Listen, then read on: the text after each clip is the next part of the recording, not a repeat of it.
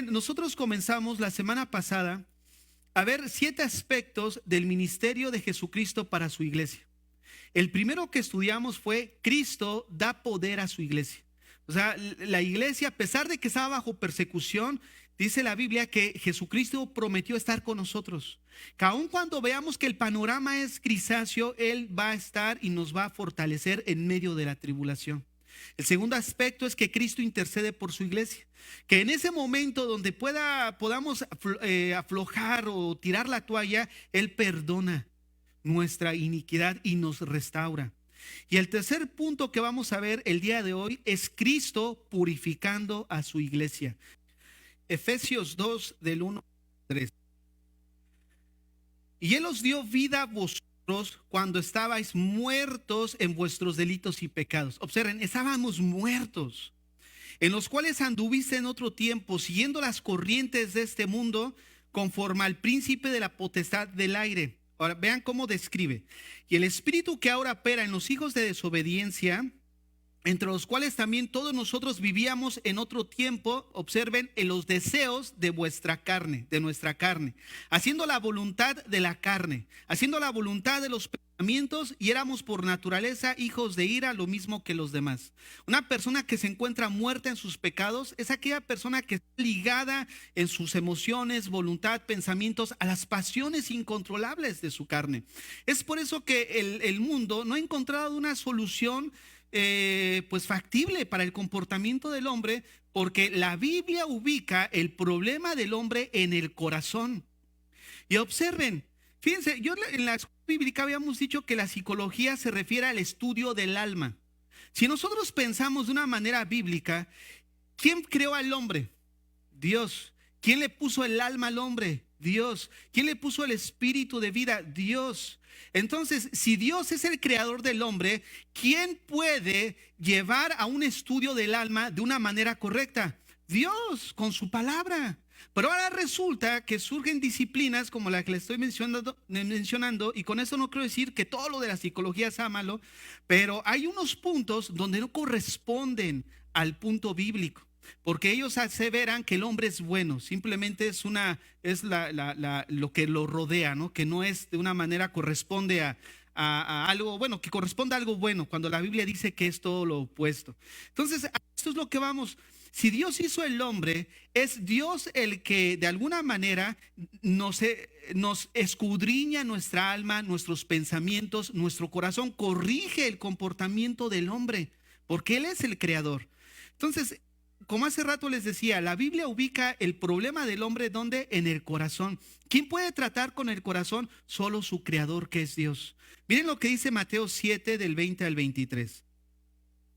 Mateo 7 del 20 al 23. Pero decía que lo que del hombre sale, eso contamina al hombre, porque de dentro del corazón de los hombres salen los malos pensamientos, los adulterios, las fornicaciones, los homicidios, los hurtos, las avaricias, las maldades, el engaño, la lascivia, la envidia, la maledicencia, la soberbia, la insensatez. Todas estas maldades de dentro salen y contaminan el hombre. En la Biblia hay más de 1000 referencias directas al corazón. Fíjense nada más lo que acabo de decir. En toda la Biblia encontramos más de 1000 referencias directas hacia el corazón. Ahora, si hay más de 1000, ¿ustedes creen que no es importante hacer un estudio minucioso acerca del corazón del hombre? Esto ya lo estuvimos viendo en la escuela bíblica, donde vemos que el corazón del hombre es el centro de control, donde ahí se involucran los pensamientos. Ahorita hablaba con un hermano y veíamos precisamente que la mente es una parte importante respecto, porque está ligada al comportamiento. Al final tu comportamiento es de lo que tú estás hecho en tu mente. Va ligado. Entonces, ¿qué es lo que vemos cuando venimos al evangelio? Lo que primero que se nos muestra es: cambia tu manera de pensar, renovaos en vuestro entendimiento. ¿No es cierto? Viene la instrucción, porque es de ahí donde es el centro de control que está corrupto, que está muerto precisamente, ligado a sus pasiones, por lo cual su comportamiento va a corresponder al corazón malo del hombre. El corazón en la Biblia es el centro de control. Lo que nosotros somos externamente, Lo que nosotros somos visiblemente, hablando de cosas externas, y aún las cosas que no son visibles, es lo que es realmente nuestro corazón. Porque muchos pudieran pensar, bueno, pues externamente, pues no, yo me he portado bien. Pero hay cosas que están internas y que están en el corazón. El odio, el rencor, la amargura, ¿no es cierto? La falta de perdón, todas esas cosas. Hay pecados internos que muchas veces son peores que los externos. Los externos pues, son pecados porque a lo mejor son escandalosos, pero hay otros que no se pueden esconder a la vista de Dios. Y es ahí donde vemos que al final de cuentas, todo lo que somos nosotros externamente como internamente es lo que es nuestro corazón. La conducta del hombre, esa rebelión que manifiesta ingobernabilidad, es el resultado de un mal corazón. Ahora bien, ¿cuál es la medicina correcta? La medicina correcta, como hace rato vuelvo a decir, hay disciplinas que incluso la enseñanza secular, está el integracionismo y está lo que es la consejería bíblica. Son tres puntos de vista distintos que se han creado como pensamiento para corregir la conducta del hombre. La corriente secular pues va enfocada en el yo, o sea, en la persona, en su corazón. Pero aquí lo que quiero remarcar solamente son 5 puntos. Cuando nosotros tenemos un sistema de pensamiento que trata de corregir la conducta del hombre, necesitamos evaluar que ese sistema de pensamiento, ¿qué piensa respecto a 5 puntos? ¿Qué piensa respecto a Dios? ¿Qué piensa respecto al hombre? ¿Qué piensa respecto al pecado? ¿Qué piensa respecto a la verdad? ¿Y qué piensa respecto a la solución? ¿Por qué razón? Porque si el pensamiento secular, su pensamiento respecto a Dios es simplemente un ser superior, y que ese ser superior tú puedes tener paz cuando tú encuentras la paz interna, porque ellos hablan de que hay un trauma de un niño perdido. Entonces mandan a buscar a ese niño perdido en tu interior para que encuentres una plenitud en tu vida. El caso es de que gira en torno al yo. La psicología, que es parte del integracionismo que se mira dentro de la iglesia, se menciona integracionismo porque se ha mezclado la teología con la psicología, usando pues una mezcla pues totalmente incorrecta, ¿no es cierto? Hay muchos que por no querer quedar mal con los pensamientos del hombre, pues asumen ciertos conceptos psicológicos y simplemente lo quieren maquillar con la Biblia, y es precisamente ese tipo de maestros que se conocen como integracionistas. Pero ellos consideran que el hombre no es malo en sí. Por eso les hacía yo la mención. Cuando vemos un sistema de pensamiento que nos dirige o que quiere corregir el comportamiento del hombre, necesitamos evaluar 5 puntos. ¿Qué piensa de Dios? ¿Qué piensa del hombre? ¿Por qué razón? Porque si nosotros partimos de ahí, partimos de un punto correcto, vamos a comenzar a ver la verdadera sanidad en el comportamiento del hombre. Porque si los humanistas consideran el concepto de hombre como bueno, ¿cómo vamos a encontrar la solución al problema si ellos consideran que el hombre es bueno? Para un ejemplo, pues simplemente pon a 2 niños. Ponle al niño carrito bonito, al otro enfrente, y se van a empezar a pelear por la envidia. Ah, yo quiero este. No, yo quiero el otro. Sale innato, ¿no? Nacemos con esa inherentes a lo mal. Entonces nos damos cuenta que vamos a ver qué es lo que piensa respecto de Dios, respecto del hombre, respecto al pecado, porque si se va de la responsabilidad en la persona, ¿cómo puede ver que está mal? ¿Cómo puedes corregir a alguien que no mira su error, su pecado? Entonces, estas diferencias son importantes, porque no podemos nosotros decir, bueno, pues cada quien con su religión. No, no es que cada quien con su pensamiento, no, es que solamente hay una verdad. Porque ellos, ¿qué concepto tienen de la verdad? Porque de ahí, de respecto a Dios, respecto al hombre, respecto al pecado y respecto a la verdad, vamos a tener entonces un camino correcto hacia la solución al problema. Y el único que nos ubica en la solución al problema es la Biblia. El hombre está muerto en sus delitos y sus pecados. El hombre, no hay nada bueno en él. Y es de eso de lo que habla la doctrina de la depravación total. No se refiere a que el hombre puede llegar el hombre está tan depravado como pueda ser. Porque nosotros vemos en el mundo, hay ciertos grados de moralidad aceptables. Toda la sociedad es asesina. No toda la sociedad son violadores ni gente mala. O sea, no nos referimos a que cuando hablamos de esta doctrina de la corrupción total del hombre, no nos estamos refiriendo al grado de maldad. Nos estamos hablando a la capacidad de que todo su cuerpo, todo su ser está contaminado por el pecado. A eso se refiere, no al grado, sino a la dimensión. Tu mente, tu voluntad, tus deseos, todo está viciado por el pecado. Es lo que leíamos ahorita en Efesios. Entonces, ¿cuál es la solución a este problema? Lo encontramos en Ezequiel 36, del 26 al 27.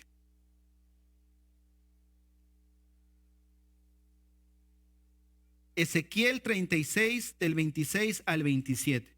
Dice, os daré corazón nuevo. ¿Dónde ubica Dios, dónde se ubica, según la Biblia, el problema del comportamiento en el corazón? ¿Cuál es la solución? Cambiar de corazón. Nos dará un corazón nuevo y pondrá su espíritu nuevo dentro de nosotros. Quitará nuestra carne, quitará un corazón de carne, perdón. Quitaré de vuestra carne el corazón de piedra y os daré un corazón de carne. Y pondré dentro de vosotros mi espíritu y haré que andéis en mis estatutos y guardéis mis preceptos y los pongáis por obra. Miren, ¿por qué vemos en la Biblia, sobre todo en el Nuevo Testamento, cuando se dirige a la iglesia, que Dios manda a su iglesia a ser santos? Porque ahora podemos. ¿Por qué podemos? Porque Él ya nos cambió nuestro corazón. En el momento en el que nosotros fuimos justificados, en ese momento fuimos regenerados, nacimos de nuevo y Él nos dio un nuevo corazón donde quita el deseo natural por el amor al pecado y nos da un deseo natural de amar a Dios. Yo les decía, oye, ¿qué te hace estar aquí el viernes en la noche cuando pues es viernes? O sea, ya es la pachanga, la fiesta. ¿Qué te hace ahora aborrecer lo que antes amabas? ¿Qué te hace? Un cambio de corazón. Entonces no podemos nosotros pedirle a la gente que no conoce a Dios que se comporte de una manera que agrade a Dios, porque la Biblia dice en Romanos 8 que la carne no agrada a Dios. O sea, el hombre que vive en la carne es una persona que no agrada a Dios. Por eso dice que nosotros debemos de vivir en el Espíritu. Ahora podemos hacerlo porque Él ha puesto su Espíritu dentro de nosotros. Pero ahora observen lo siguiente. La gracia de Dios recibe a cualquier persona, aun cuando haya vivido de la peor manera. Ahora estaba viendo unos reportajes acerca del narcotráfico en México. Eso es un cochinero increíble. Yo no lo había visto así tan profundo. Ay, qué increíble las autoridades. Por eso no hay Estado de Derecho. ¿Por qué? Porque el Estado de Derecho es que nadie está sobre la ley. Pero como el mismo gobierno está corrompido, entonces no importa el Estado de Derecho. ¿Por qué? Porque el que más da, pues se hacen como la vista gorda. No, pues no veo lo que tú haces, ¿no es cierto? Pero estamos viviendo una época increíble. Resulta que este narcotraficante, la Barbie, ahora se volvió cristiano dentro de la iglesia. Se dice también que el Mocha Oreja se volvió cristiano, una persona que se dedicaba a secuestro, que para extorsionar sus familiares les cortaba la oreja y se las enviaba, ¿no? Para que o me das o ahora te doy el brazo. ¿Me das? Ahora te doy otra parte, ¿no? Del cuerpo. Entonces, imagínate nada más a qué grado. Ahora, a lo que voy es que la gracia de Dios nos recibe a cualquier persona, aun cuando hayamos vivido de la peor manera. Esa es la gracia de Dios. No es de que digamos, bueno, es que pues a mí me salvó porque al final yo no era tan malo. No, estabas muerto. Tú eras un muerto.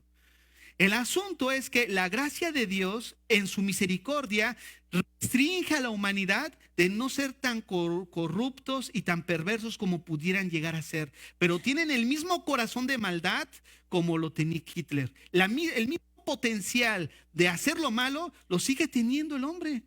¿No es cierto? Pero por gracia de Dios, de alguna manera restringe eso. ¿No es cierto? ¿Y saben cómo es que, por qué digo que por la gracia de Dios se restringe? Porque Dios les dio conciencia. Si el hombre no tuviera conciencia, esto sería Sodoma y Gomorra y sería una de tanta depravación que viviéramos todos inmersos si el ser humano no tuviera conciencia. La gracia de la conciencia es una obra natural, es una gracia de Dios una gracia común de Dios para el hombre. ¿Qué es lo que te hace no hacer lo malo?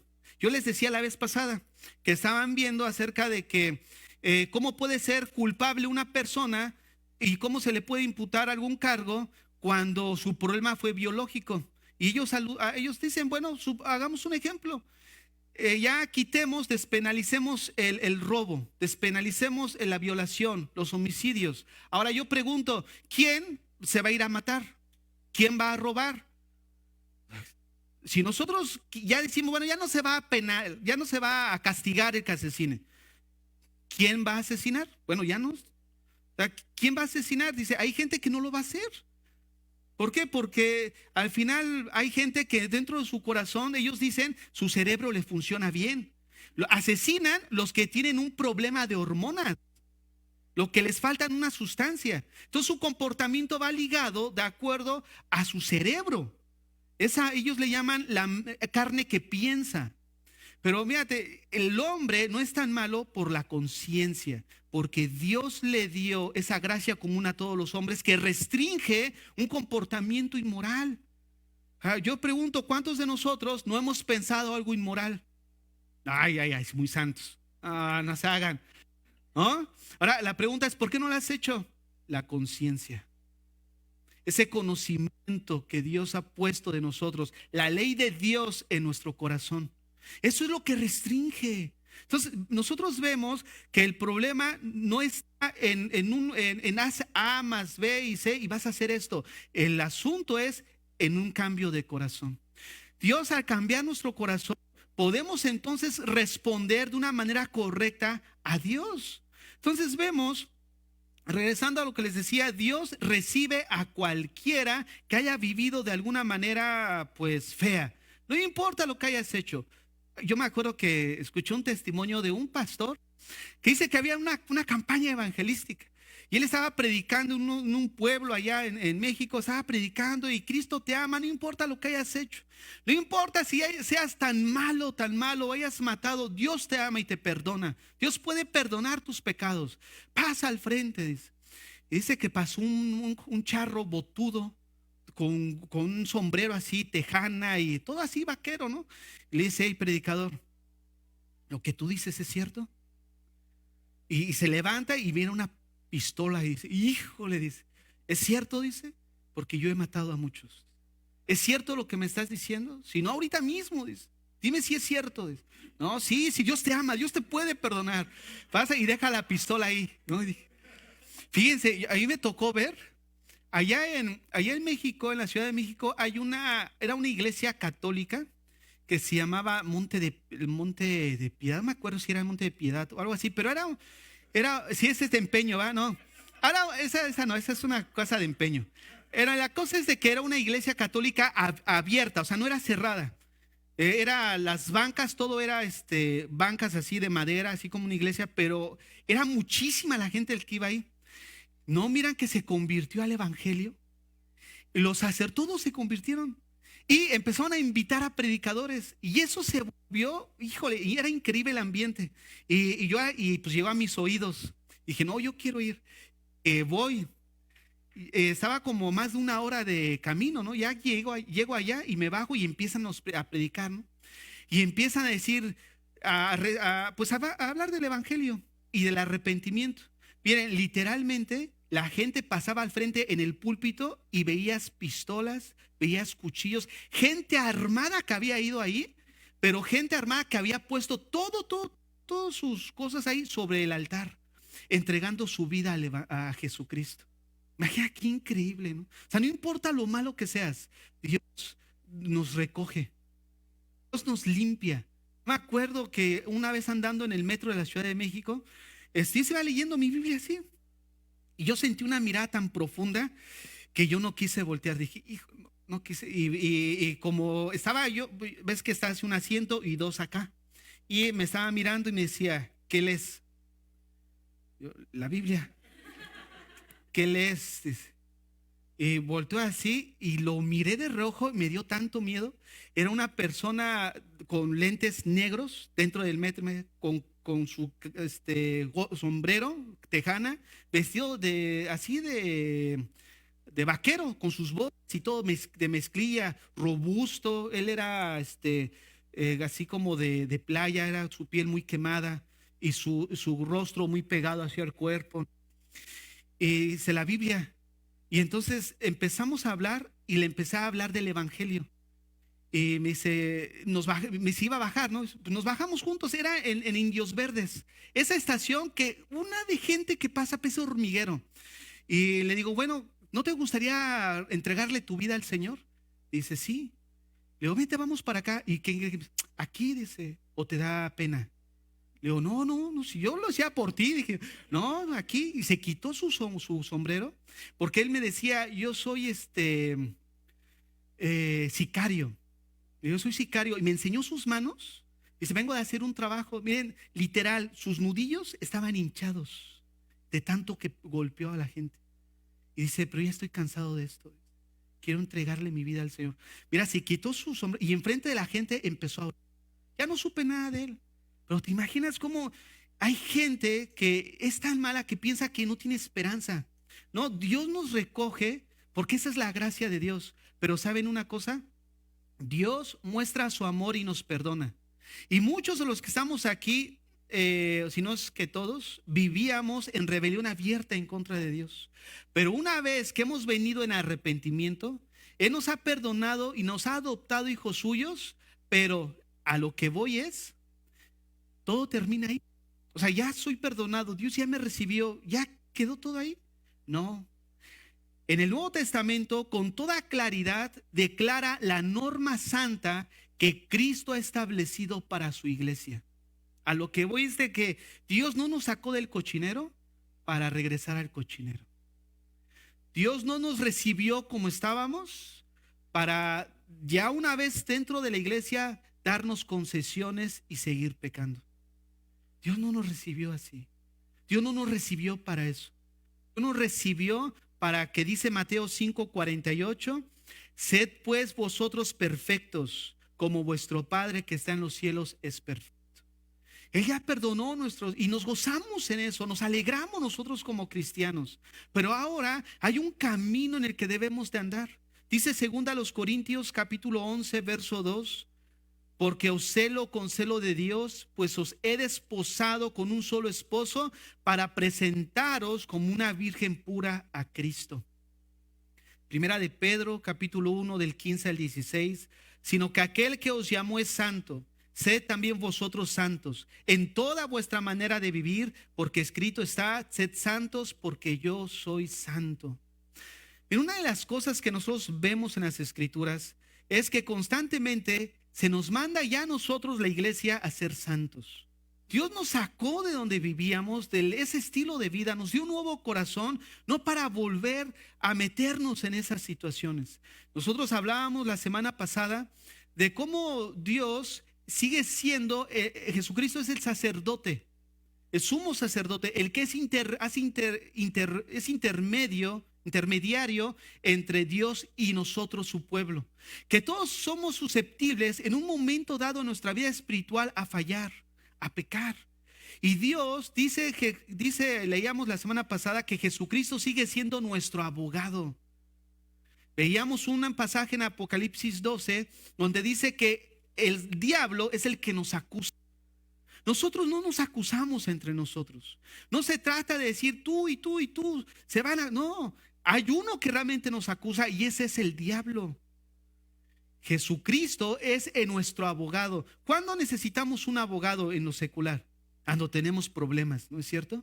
Muchos nos hemos metido en problemas como cristianos, hablando espiritualmente, porque hemos fallado al Señor. ¿Cuál es el ministerio de Cristo dentro de la iglesia? desecharnos, no. Él nos ha adoptado como hijos. Él va a obrar en nuestras vidas y Él va a purificar nuestro corazón. Como hijos de Dios, nosotros debemos de conducirnos en el temor del Señor, recordando que no podemos esconder nada ante la mirada ante la mirada de aquel que nos observa desde lo alto. ¿Cómo pudiéramos esconder algo delante de Dios? No hay nada oculto. Y es aquel que está en los cielos, quien es santo y su mirada escrutadora está sobre nosotros. Esa mirada que nos está observando, no solamente en las acciones, sino en nuestro corazón. Nosotros vemos en las acciones, pero Él mira los corazones. Cuando fue Samuel, que vio al hijo mayor de Isaí, hermano de David, dice, este lo ha ungido Dios, mira nada más grandote, güero, ojo azul, mira, se mira perfecto. ¿Qué le dice el Señor? No. ¿Por qué? Porque ustedes miran lo que está delante de sus ojos, pero yo miro el corazón. Él mira el corazón y es ahí donde nosotros no podemos esconder nada de lo que hay dentro de nosotros. Podemos ocultarlo entre nosotros, pero no podemos negar delante de Él que está mirándonos constantemente. Miren, nosotros comenzamos la semana pasada a ver 7 aspectos del ministerio de Jesucristo para su iglesia. El primero que estudiamos fue: Cristo da poder a su iglesia. O sea, la iglesia, a pesar de que estaba bajo persecución, dice la Biblia que Jesucristo prometió estar con nosotros. Que aun cuando veamos que el panorama es grisáceo, Él va a estar y nos va a fortalecer en medio de la tribulación. El segundo aspecto es que Cristo intercede por su iglesia. Que en ese momento donde podamos aflojar o tirar la toalla, Él perdona nuestra iniquidad y nos restaura. Y el tercer punto que vamos a ver el día de hoy es Cristo purificando a su iglesia. Vean Apocalipsis capítulo 1, verso 14.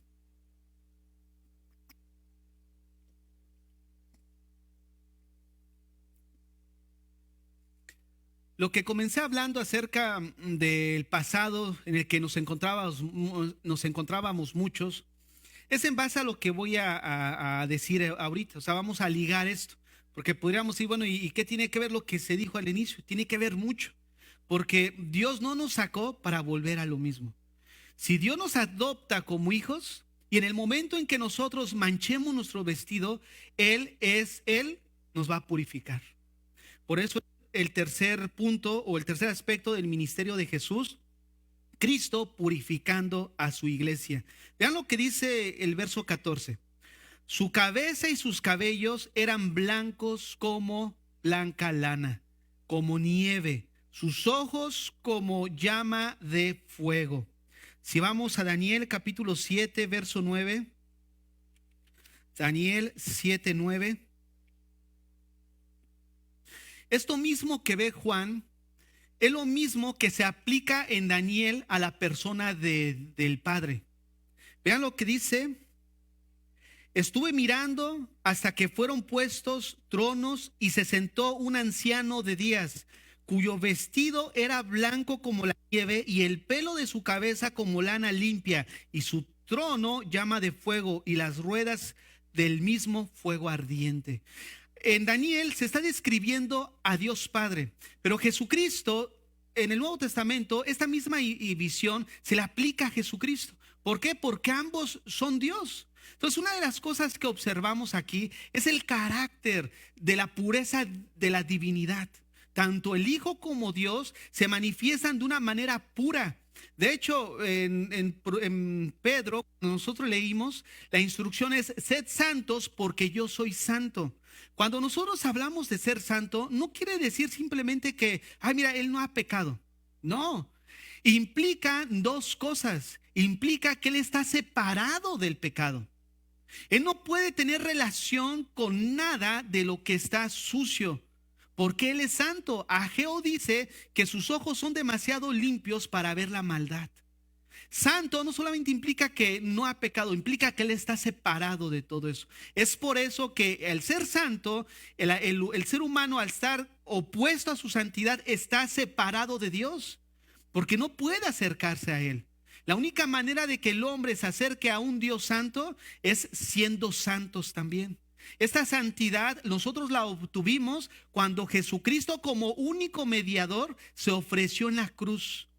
Y una vez estando en la cruz, Él no solamente nos hizo mediadoras, bueno, fue mediador hacia su Padre, sino que perdona nuestra iniquidad y nos coloca en una posición de santidad. Entonces, ahora la persona que viene en arrepentimiento a Dios, Dios cambia su corazón, lo justifica, lo ubica en una posición justa y ahora ese hombre, por los méritos del sacrificio de Cristo, puede acercarse a Dios. Porque ahora tiene la posición que Dios demanda de todo aquel que quiera acercarse a Dios. Y esto solamente lo obtenemos por medio del sumo sacerdote que es Cristo. Ahora, una vez que entramos a Cristo, dice aquí que seguimos tratando con un Dios que sigue siendo santo. Ahora veíamos también que otra característica, creo que fue la clase no pasada o antepasada, donde veíamos que todos nosotros ahora somos sacerdotes. Somos sacerdotes. Y la responsabilidad del sacerdote, ¿cuál es? Velar por su vida. Velar por su mantener esa vida en santificación, porque estamos sirviendo a un Dios que es santo. Y es algo de lo que nosotros no podemos olvidar. En primer lugar, cuando habla la Biblia que Él es santo, se refiere a que Él está apartado. Primera de Juan 1:5 que dice, este es el mensaje que hemos oído de Él y os anunciamos. Dios es luz y no hay ningunas tinieblas en Él. O sea, está hablando de esa separación. Entonces, más adelante menciona que hay un grupo de personas que afirman tener comunión con Dios. Y dicen, oye, no, pero yo estoy en la iglesia y yo adoro a Dios, o yo tengo relación con Dios. Pero dice Juan, oye, espérame. ¿No te has dado cuenta que Él es luz y no hay relación con las tinieblas? ¿Cómo dices tú que tienes relación con un Dios que es santo cuando tú andas en las tinieblas? Entonces es ahí donde necesitamos un abogado. Yo les decía la semana pasada que arroje la primera piedra el que no ha pecado. Todos de alguna manera hemos fallado al Señor. No se trata de mirar al vecino, se trata de mirarnos a nosotros, porque el Señor se está mirando en nuestro corazón. Esta semana, los meses pasados, Dios escudriña nuestros corazones, nuestras vidas. Y es el punto de no podemos quitar de nuestra mente esta situación, porque dice más adelante en Apocalipsis 1:14, si vamos a Apocalipsis 1:14, una vez que vemos que su cabeza y sus cabellos eran blancos como la blanca lana, como nieve, sus ojos como llama de fuego. Imagínate, ¿a qué se refiere eso?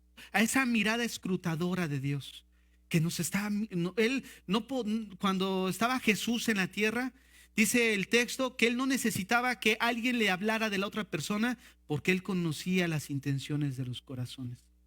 De ahí, de ese centro de control que Dios puso en nosotros, de donde sale toda la perversidad de nuestro corazón, es ese corazón, el cual ahora ya como cristianos somos responsables de darle su limpieza. Somos responsables de darle su aseada. Somos nosotros responsables. No podemos responsabilizar al vecino. ¿Por qué? Porque estaríamos cayendo otra vez en esa relación entre el integracionismo. Ah, no, es que tú eres así porque resulta que en tu niñez pasaste eso. Yo les decía el viernes de un caso de una mujer que es psicóloga, es de Costa Rica, que es cristiana, y en un libro escribió que se llama Desenmascarando, escribió que un pastor le llamó porque tenía problemas con el cigarro. Entonces lo citó en su oficina y empezó a darle su terapiada y le dice, concluyó ella y dice, ¿sabes qué? Tú eres así porque de niño tu mamá no te dio pecho. ¿Te puedes imaginar hasta dónde llega? No le dio pecho su mamá. Y como no le dio pecho, pues necesita estar con el cigarro prendido. Entonces obviamente lo hacen a que simule lo que no tuvo en la infancia, ¿no? En su niñez. ¿Para qué? Para sanar esa área en su vida. Hermanos, el pecado es un comportamiento de un corazón malo. ¿Qué se requiere? Limpiar nuestro corazón. Y como cristianos, todavía necesitamos estar velando por nuestro corazón todos los días, en cada momento, porque vean lo que dice Mateo 10:26. Vamos a ver cómo la mirada del Señor sigue penetrando en su iglesia. Así que no los temáis, porque nada hay encubierto que no haya de ser manifestado, ni oculto que no haya de saberse. Es mejor andar por la derecha. Ya, mira, si ya hiciste, ya la regaste, bueno, ya no continúes añadiendo más males a tus males. Ya no, yo creo que más de uno de los que estamos aquí, pues como dicen, la hemos regado, ¿no? Ya la embarramos totalmente. Y dices, hijo, ¿y ahora qué? Ya no añadas más males a tus males. Regresa, dice aquí Hebreos 4:13. Hebreos 4:13.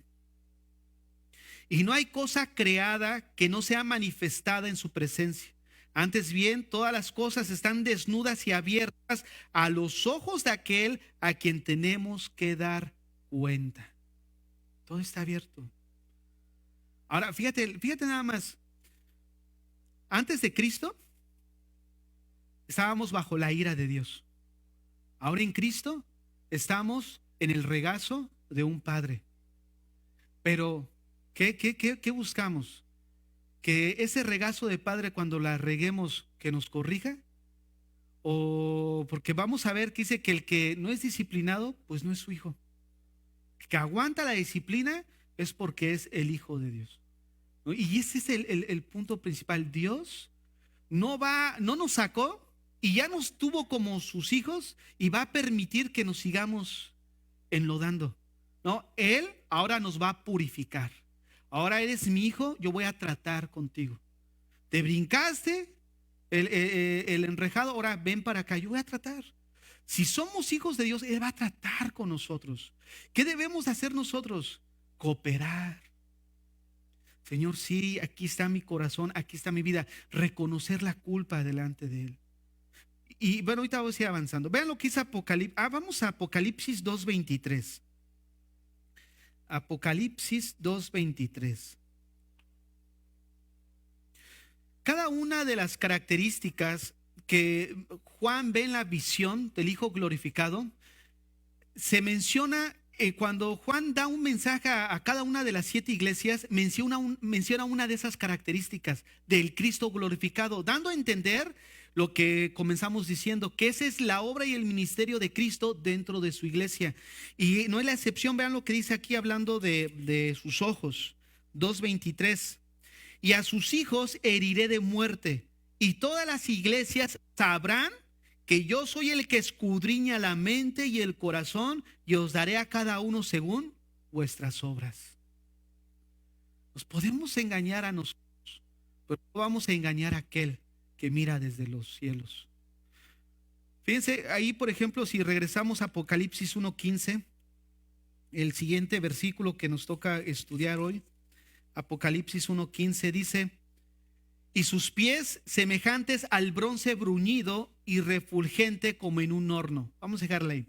Y sus pies semejantes al bronce bruñido, refulgente como en un horno.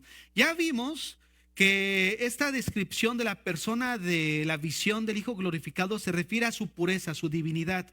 Ahora, vean la imagen. Estamos hablando de un Cristo glorificado que es totalmente santo en carácter, en esencia, en naturaleza. Y esa persona que es santa en carácter, en esencia y naturaleza, nos está observando. ¿En qué posición vamos a quedar cuando nosotros somos diametralmente opuestos?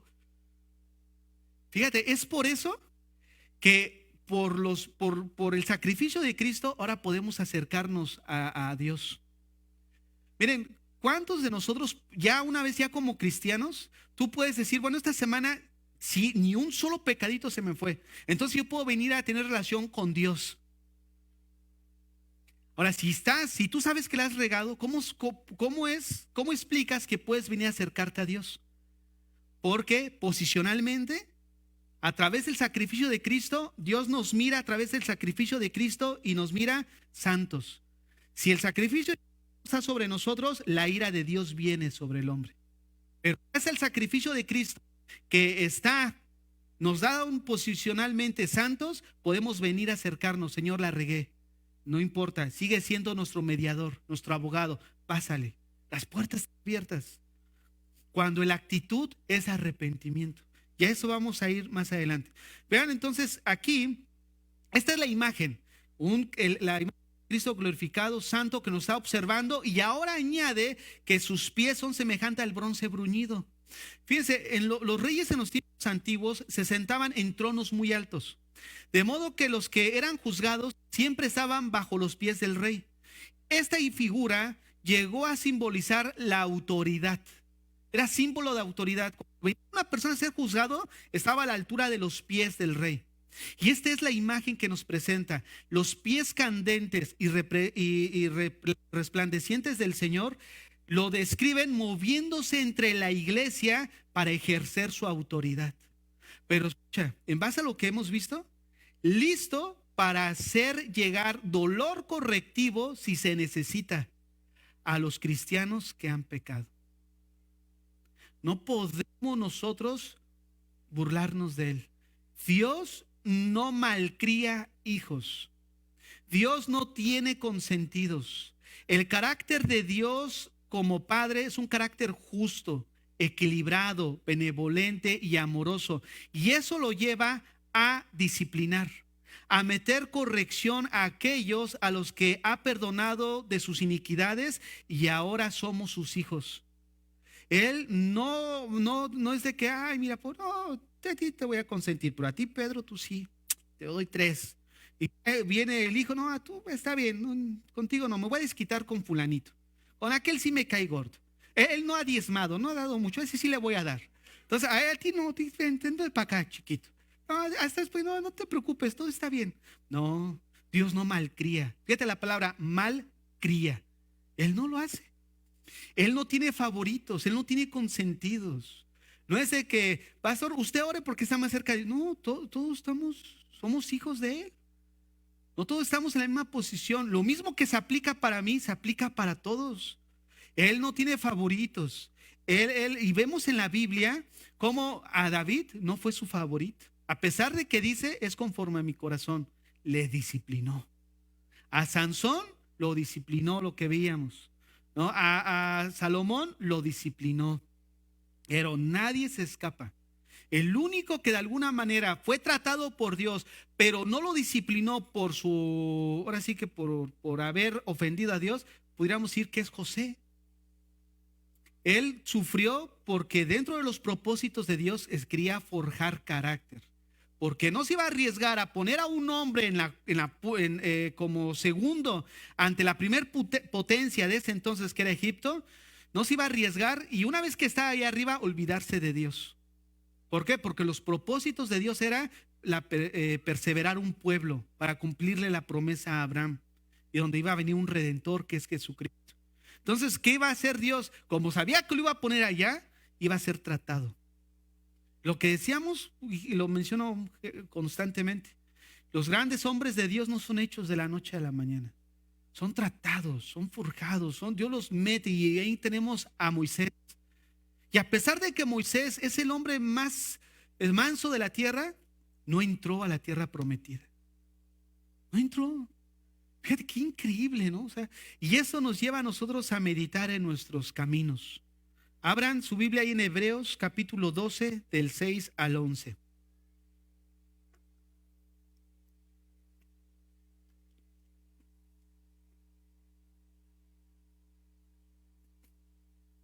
Porque el Señor al que ama disciplina y azota a todo el que recibe por hijo. Si soportáis la disciplina, Dios os tratará como a hijos. Porque ¿qué hijo es aquel a quien el Padre no disciplina? Pero si se os deja sin disciplina, de la cual todos han sido participantes, entonces sois bastardos, y no hijos. Por otra parte, tuvimos a nuestros padres terrenales que nos disciplinaban y los venerábamos.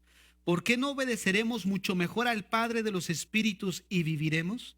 Y aquellos ciertamente por pocos días nos disciplinaban, como a ellos les parecía, pero para lo que no es provechoso, para que perdón, para que participe, perdón, aquí ya la lectura la hice mal, que da a entender otra cosa. Voy a comenzar desde el 10.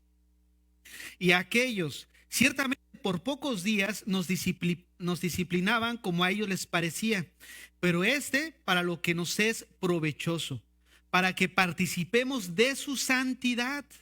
Es verdad que ninguna disciplina al presente parece ser causa de gozo, sino de tristeza, pero después da fruto apacible de justicia a los que en ella han sido ejercitados. Vean, en estos versículos que acabamos de leer, podemos ver 4 verdades. La primera, con toda seguridad vamos a ser disciplinados. Porque dice el verso 6, porque el Señor al que ama, disciplina. Ahora bien, cuando entramos a Cristo, nos ha colocado posicionalmente. Pero ahora nosotros que posicionalmente somos santos, se nos llama a ser santos. O sea, se nos llama, la posición simplemente es una posición que tenemos en Cristo para entrar a tener comunión con Dios, pero en la práctica seguimos de alguna manera, pues todavía con esta carne que no ha sido glorificada, la regamos.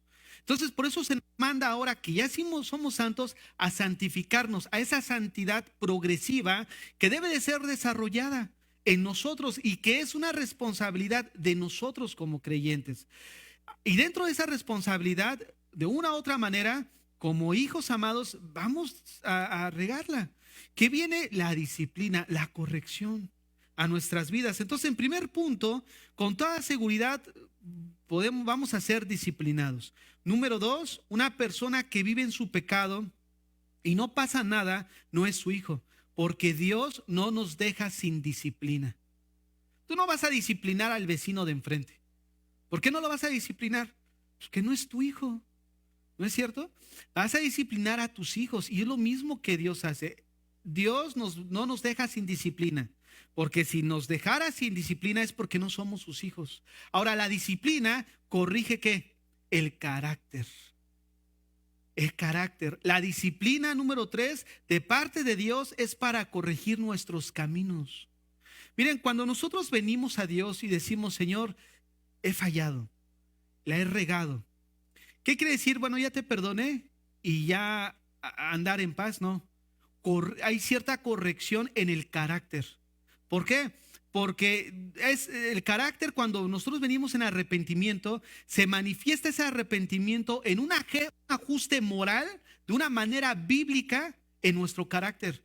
Dice la Biblia, el que robe, no robe más. No solamente dice la Biblia, uno viene, ¿sabes qué? He robado. Está bien, no te preocupes. No, ya no robes.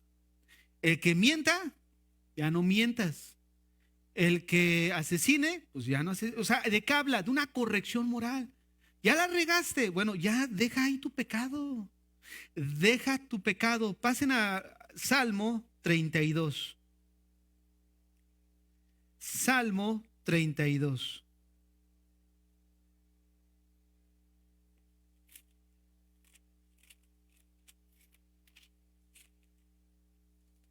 Salmo 32 dice: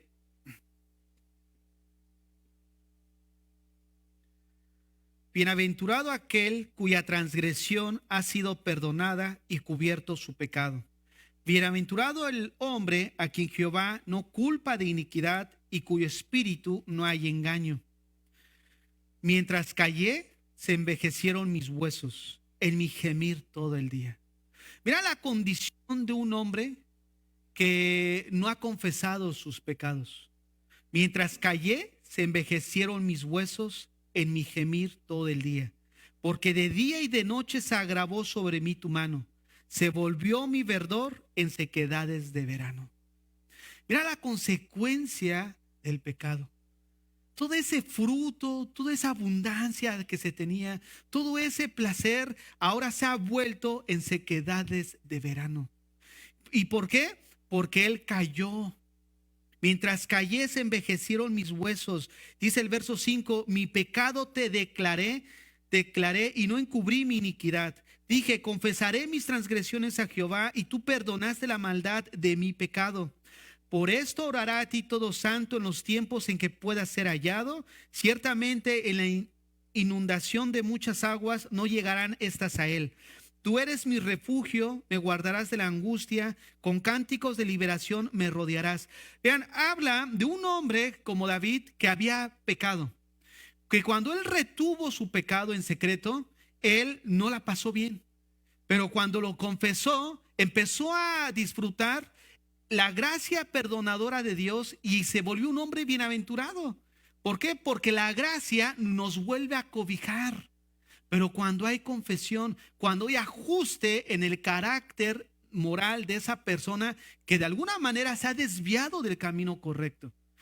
Y vemos aquí que David estaba experimentando eso, pero vean lo que dice el verso 8, pero se aplica a la persona de Dios.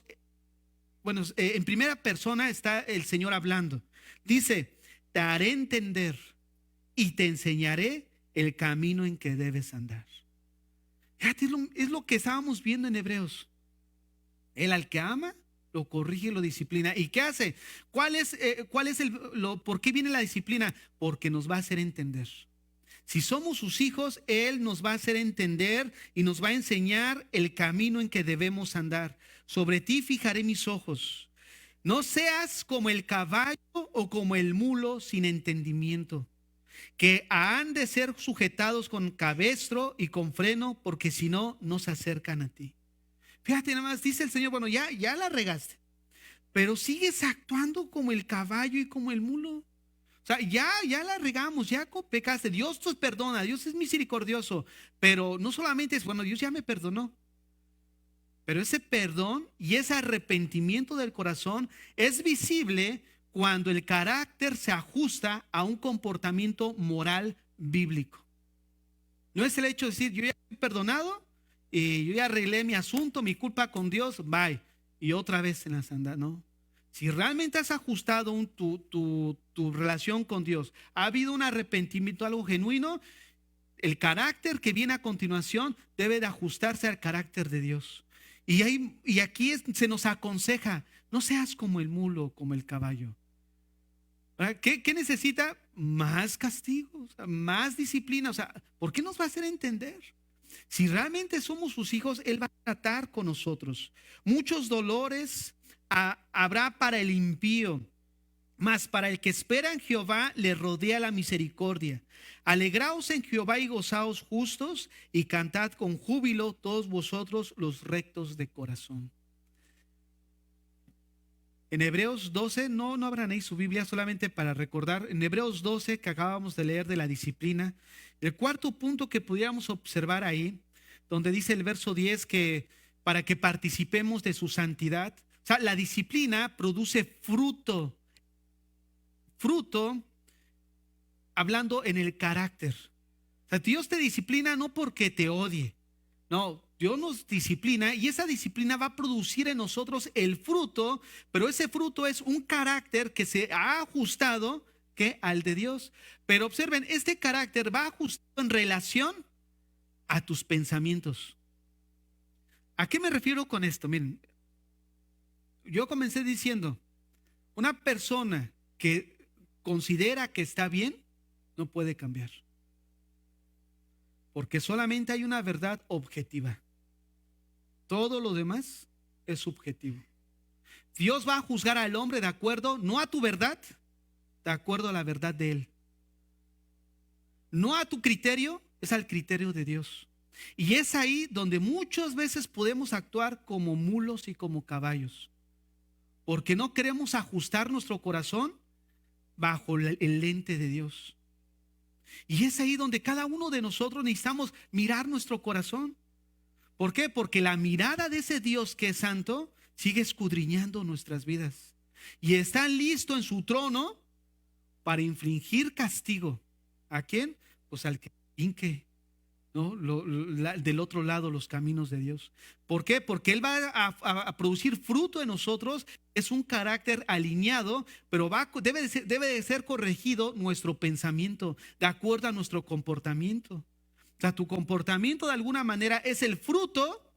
En la gráfica que veíamos en la escuela bíblica, hay un corazón que es el centro de control. La parte de, hay una línea puntiaguda, imagínense un corazón aquí, una línea puntiaguda que divide el hombre interior del hombre exterior. El corazón es el centro de control, pero que está dentro del hombre interior. Ahora, eso se va a manifestar exteriormente de acuerdo al enfoque que tú tengas, porque hay dos enfoques. El enfoque que es Jesucristo, que produce un buen fruto, y el enfoque que soy yo, mi enfoque, mi perspectiva, mi punto de vista, que produce y rebasa la línea puntiaguda a un comportamiento externo como mal fruto.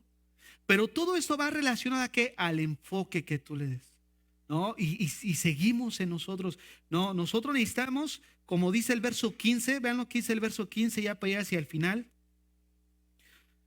Y sus pies, de Apocalipsis 1:15.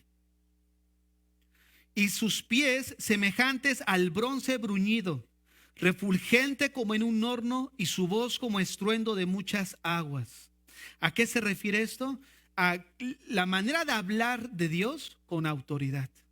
Miren, cuando Dios habla a su iglesia, solamente hay dos actitudes que pudiéramos tener. O aceptamos la palabra de Dios o seguimos como describe el Salmo 32 con la misma actitud del caballo y del mulo. Y el perdonar y el mostrar y el ser perdonados, déjame decirte algo, no solamente va en relación a hacer las paces con Dios. Cuando una persona en las relaciones interpersonales llegamos a ofender a otro, Mateo 18:18 dice que hay que ponernos a cuentas con los demás.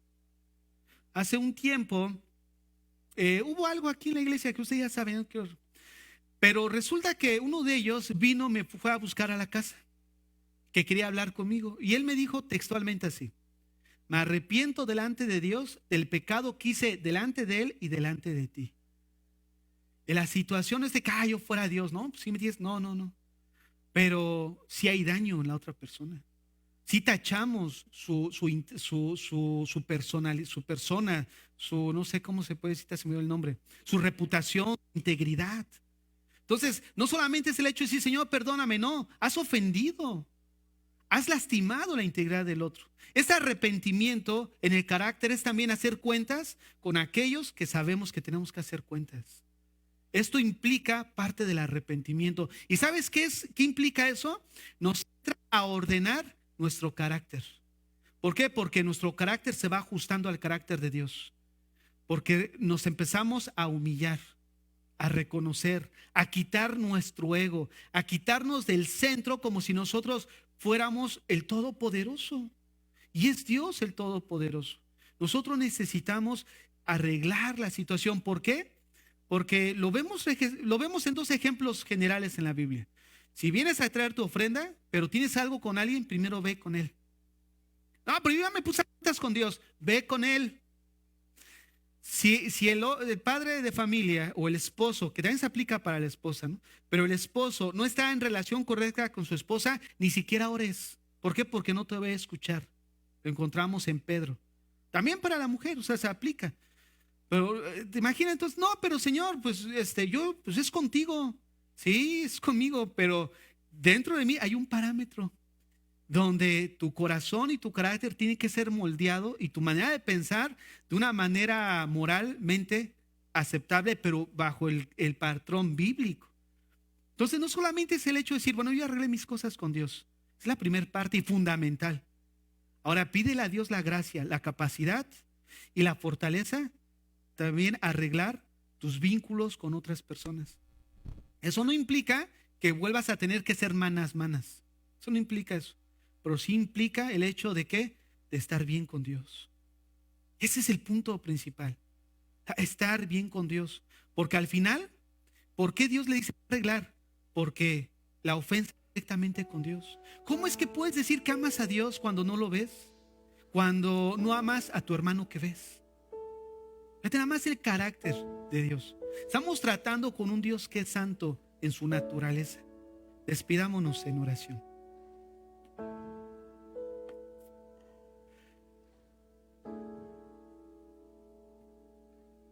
Así con tus ojos cerrados en esta mañana,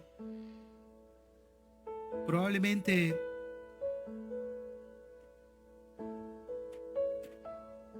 hayamos sido descritos en la enseñanza. Corazón fue descrito a la luz de la Biblia. ¿Por qué en esta mañana no nos ponemos a cuentas con Dios? Aquel que nos observa, que nos mira y que muchas veces pudiéramos llegar a pensar que nos trata como si Él fuera corrupto como nosotros. Señor, tú no eres corrupto, tú eres santo.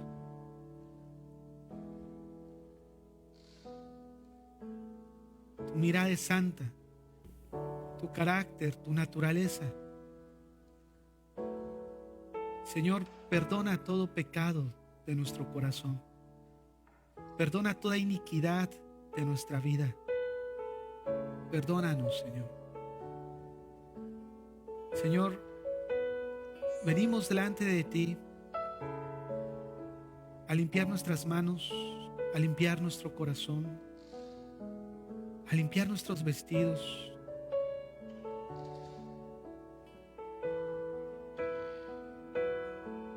Señor, tú sigues obrando en medio de tu iglesia para purificarla, para santificarla, para presentarnos delante del Señor, delante de Dios Padre, como una iglesia pura. En esta mañana, Señor, estamos seguros que te hemos ofendido en nuestro corazón. Que esa misma gracia que nos recogió cuando estábamos en el fango, y que ahora esa gracia es la que nos purifica, la que limpia nuestras manos, nuestros corazones. Señor, limpia nuestras vidas. Perdónanos. Perdona nuestra iniquidad. Danos la fuerza para poder sobrellevar las consecuencias de todo lo malo que hemos hecho. Danos un corazón entendido, Señor. Un corazón sabio. Oh Dios, aquí están nuestras vidas. Límpianos, Señor. Limpia nuestra familia. Limpia a nuestros hijos. Que seamos alineados delante de ti. Que seamos lavados, Señor.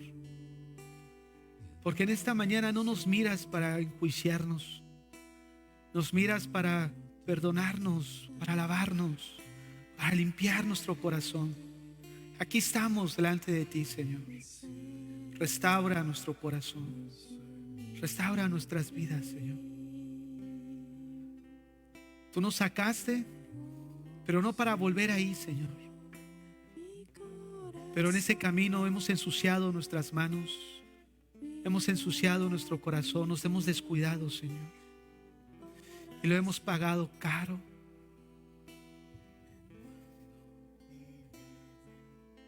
Lo hemos pagado tan caro, Señor. Nuestro descuido, nuestro pecado, nuestro engaño. Perdónanos, Señor. Danos un corazón que te ame, que te adore. Sí, un corazón como aquellos hombres lo tenían, Señor. Apasionado de ti. Tan dispuestos estaban que morían, Señor. Morían por tu nombre, por tu testimonio, por tu palabra. Así como un Juan, Señor. Así como un Pablo. Así como esos grandes hombres que a través de la historia tú has levantado. Señor, ese corazón que tenían apasionado por ti. Danos una parte minúscula de ese corazón, Señor. Para que crezca en nosotros esa misma pasión, Señor. Esa misma entrega, ese mismo denuedo, Señor. Te entregamos nuestras vidas en esta mañana. En el nombre de Jesús. Amén.